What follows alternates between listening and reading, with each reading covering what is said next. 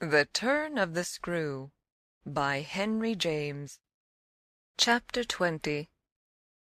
Just as in the churchyard with Miles, the whole thing was upon us.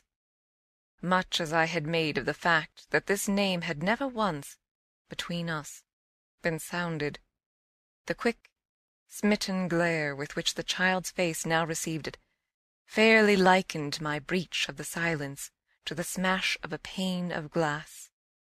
It added to the interposing cry, as if to stay the blow, that Mrs. Grose, at the same instant, uttered over my violence the shriek of a creature scared, or rather wounded, which, in turn, within a few seconds, was completed by a gasp of my own.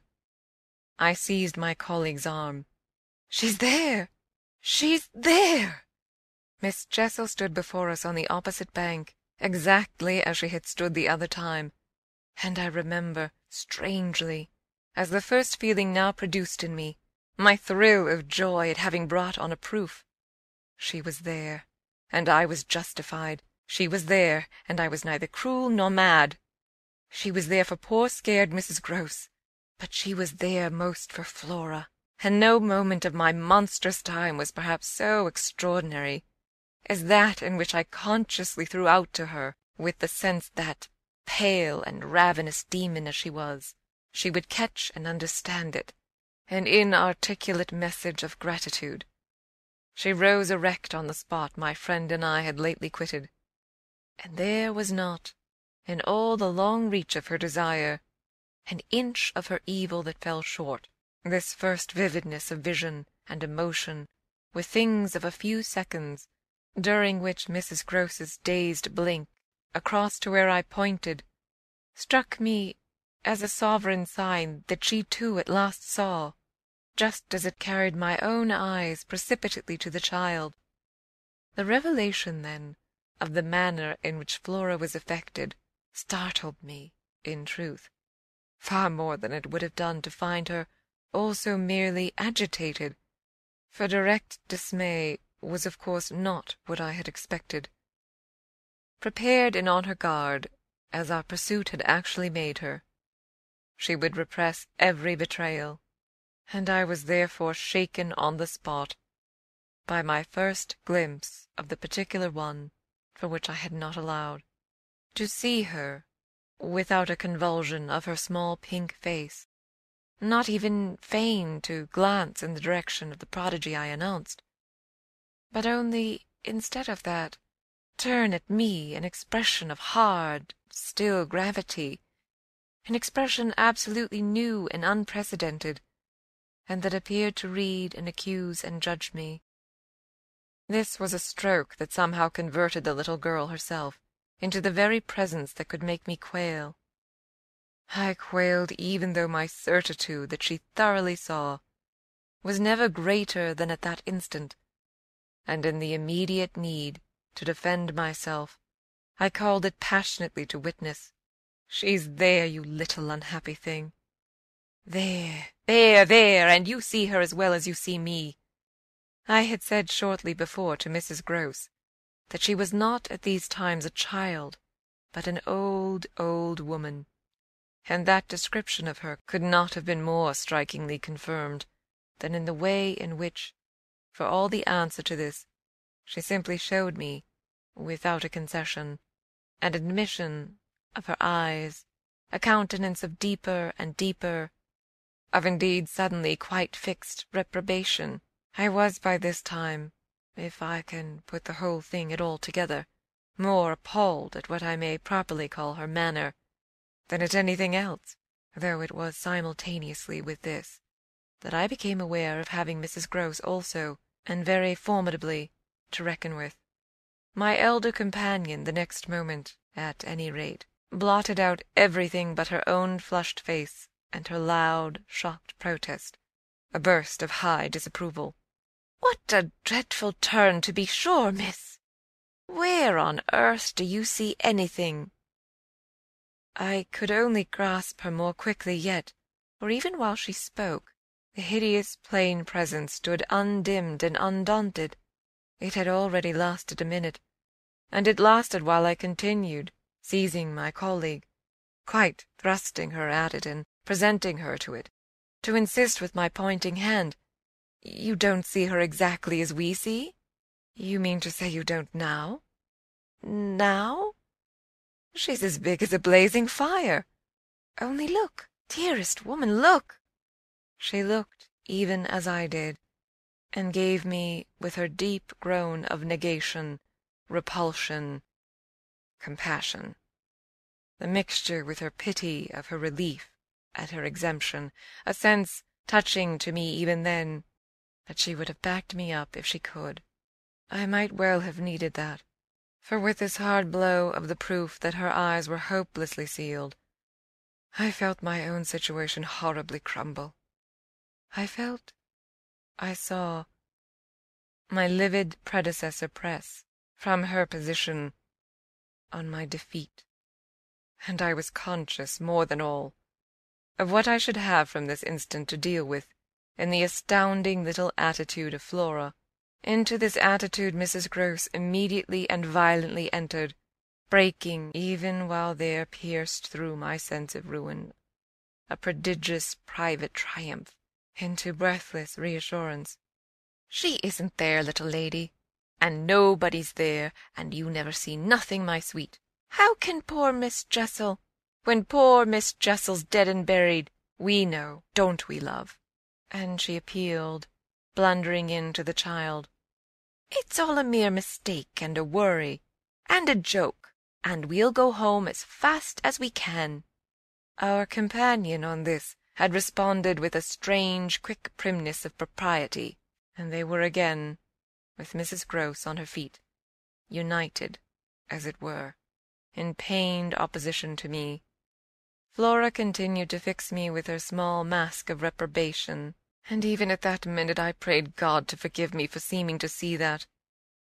As she stood there holding tight to our friend's dress, her incomparable childish beauty had suddenly failed, had quite vanished. I've said it already. She was hideously hard. She had turned common and almost ugly. "I don't know what you mean. I see nobody. I see nothing. I never have. I think you're cruel. I don't like you." Then, after this deliverance, which might have been that of a vulgarly pert little girl in the street, she hugged Mrs. Grose more closely, and buried in her skirts the dreadful little face. In this position she produced an almost furious wail. "Take me away! Take me away! Oh, take me away from her!" "From me?" I panted. "From you! From you!" she cried. Even Mrs. Grose looked across at me dismayed, while I had nothing to do but communicate again with the figure that, on the opposite bank, without a movement, as rigidly still as if catching, beyond the interval, our voices, was as vividly there for my disaster as it was not there for my service. The wretched child had spoken exactly as if she had got from some outside source each of her stabbing little words, and I could therefore, in the full despair of all I had to accept, but sadly shake my head at her. If I had ever doubted, all my doubt would at present have gone. I've been living with the miserable truth, and now it has only too much closed round me. Of course I've lost you. I've interfered, and you've seen, under her dictation, with which I faced over the pool again, our infernal witness, the easy and perfect way to meet it. I've done my best, but I've lost you. Good-bye." For Mrs. Grose I had an imperative, an almost frantic "Go, go!" before which in infinite distress, but mutely possessed of the little girl, and clearly convinced, in spite of her blindness, that something awful had occurred, and some collapse engulfed us, she retreated by the way we had come, as fast as she could move. Of what first happened when I was left alone I had no subsequent memory. I only knew that at the end of, I suppose, a quarter of an hour, an odorous dampness and roughness chilling and piercing my trouble, had made me understand that I must have thrown myself on my face, on the ground, and given way to a wildness of grief. I must have lain there long and cried and sobbed, for when I raised my head the day was almost done. I had got up and looked a moment, through the twilight, at the grey pool and its blank, haunted edge, and then I took, back to the house, my dreary and difficult course. When I reached the gate in the fence, the boat, to my surprise, was gone, so that I had a fresh reflection to make on Flora's extraordinary command of the situation. She passed that night by the most tacit, and I should add, were not the word so grotesque a false note, the happiest of arrangements with Mrs. Grose. I saw neither of them on my return, but on the other hand, as by an ambiguous compensation, I saw a great deal of Miles. I saw, I can use no other phrase, so much of him that it was as if it were more than it had ever been. No evening I had passed at Bly had the portentous quality of this one, in spite of which, and in spite also of the deeper depths of consternation that had opened beneath my feet, there was literally, in the ebbing actual, an extraordinarily sweet sadness. On reaching the house I had never so much as looked for the boy. I had simply gone straight to my room to change what I was wearing, and to take in, at a glance, much material testimony to Flora's rupture. Her little belongings had all been removed. When later, by the schoolroom fire, I was served with tea by the usual maid, I indulged, on the article of my other pupil, in no inquiry whatever. He had his freedom now. He might have it to the end. Well, he did have it, and it consisted, in part at least, of his coming in at about 8 o'clock, and sitting down with me in silence. On the removal of the tea-things, I had blown out the candles and drawn my chair closer. I was conscious of a mortal coldness. It felt as if I should never again be warm. So, when he appeared, I was sitting in the glow with my thoughts. He paused a moment by the door as if to look at me, then, as if to share them, came to the other side of the hearth and sank into a chair. We sat there in absolute stillness, yet he wanted, I felt, to be with me. End of Chapter 20.